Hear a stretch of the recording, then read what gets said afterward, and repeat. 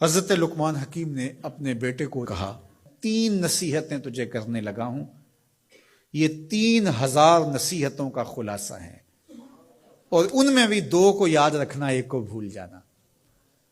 تو بیٹا ہمہ تنگوش ہو گیا، تو حضرت لقمان بولے جو نیکی کی ہے اس کو بھول جانا، جو نیکی کی ہے اس کو بھول جانا، اور موت کو اور اپنے رب کو یاد رکھنا۔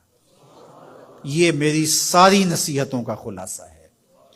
جو نیکی کی ہے وہ بھول جانا، چاہے وہ کسی شخص کے ساتھ کی ہے، چاہے وہ نیکی عبادت کی صورت میں ہے، چاہے وہ ریاضت کی شکل میں ہے، خدمت انسانی ہے، کسی رشتہ دار کے ساتھ نیکی کی ہے، تو کہا بھول جانا جس طرح کی ہوئی نہیں ہے۔ حضرت معاذ بن جبل رضی اللہ تعالیٰ عنہ حضور کے روضہ انور کے سامنے بیٹھ کے رو رہے تھے۔ حضرت عمر گزرے تو پوچھا اے معاذ کیوں رو رہے ہو؟ کہا صاحب مزار کا ایک فرمان یاد آیا جس نے رلا دیا۔ کہا وہ کیا فرمان ہے؟ کہا ایک دن حضور نے کہا تھا ادنا سی ریا بھی شرک ہے، تھوڑی سی ریاکاری بھی شرک ہے۔ اللہ صرف اس عمل کو قبول کرتا ہے جو محض اس کے لیے کیا جائے۔ تو نیکی خالص اللہ کے لیے کریں گے تو قابل قبول ہے۔ اللہ تعالیٰ غیرت والا ہے، وہ کسی اور کو اپنے ساتھ شریک ہونا پسند نہیں کرتا۔ تو جب بھی نیکی کرو، یہ سلس دین ہے، انما الاعمال بالنیات۔ اس حدیث کو علماء نے کہا ہے 3 حصہ دین کا اس میں ہے کہ اعمال کا دار و مدار نیتوں پہ ہے۔ نیت کا خالص ہونا شرط ہے، ورنہ محنت بھی کی، سجدے بھی کیے، خیراتیں بھی کی، سب کچھ کیا، لیکن نامہ اعمال میں 0 کو ہوگا۔ کیتی کتری پئی کھو محمد تے سکہ بنیا زردہ۔ تو ریاء سے بچنے کی تلقین کی گئی۔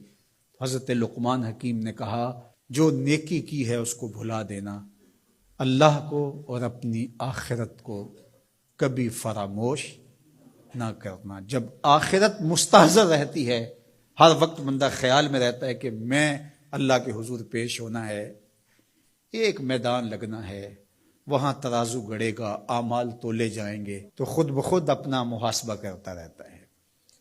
یہاں وہ کچہری خرید سکتا ہے، عدالتیں خریدی جا سکتی ہیں، تھانے یہاں بک جاتے ہیں، یہاں منصف بک جاتے ہیں، لیکن وہاں اللہ کی پولیس نہیں بکے گی، وہاں کے تفتیشی نہیں بکیں گے، وہاں کے تھانے، وہاں کی کچہریاں نہیں بکیں گی، وہاں ترازو پورا وزن تولے گا۔ یوم تبلی السرائر فما لہ من قوت ولا ناصر۔ فرمایا جس دن راز کھول دیے جائیں گے، کوئی کسی کی مدد نہیں کر پائے گا، اور نہ کوئی طاقت سے اپنے عیب کھلنے سے روک سکے گا۔ تو جب مستحضر ہوگا کہ میں اللہ کے حضور پیش ہونا ہے، ایک کچہری لگنی ہے، ایک عدالت لگنی ہے۔ آج مکار آدمی، جھوٹا آدمی، خائن آدمی، بد کردار آدمی بچ کے نکل جاتا ہے، عدالتوں کو چکمے دے جاتے ہیں، لوگ عدالتیں خرید لیتے ہیں، دھمکا لیتے ہیں، سب کچھ ہو جاتا ہے اس دنیا میں۔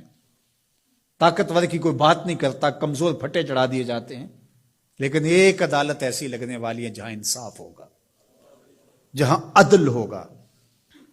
تو اس لیے کہا کبھی اس کو فراموش نہیں کرنا، اور دوسرا اپنے رب سے کبھی بھی غافل نہیں ہونا۔ اپنے رب سے جو غافل ہو جاتا ہے وہ زندگی کے مقصد کو کھو بیٹھتا ہے۔ اور اسی کو رومی کہتے ہیں دنیا ہے یہ چیز، دنیا از خدا غافل بدن۔ دنیا کیا ہے؟ کہا سونے چاندی ہیرے جواہرات کا نام دنیا نہیں ہے، خدا سے غافل ہو جانے کا نام دنیا ہے۔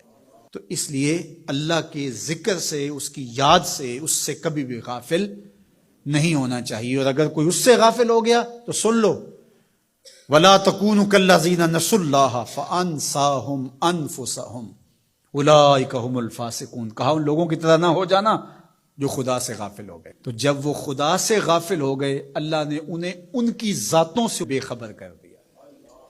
کسی نے کہا اقبال سے کہ تو نے خود ہی کا سبق کہاں سے لیا تھا؟ کہا قرآن کی اس آیت سے لیا تھا۔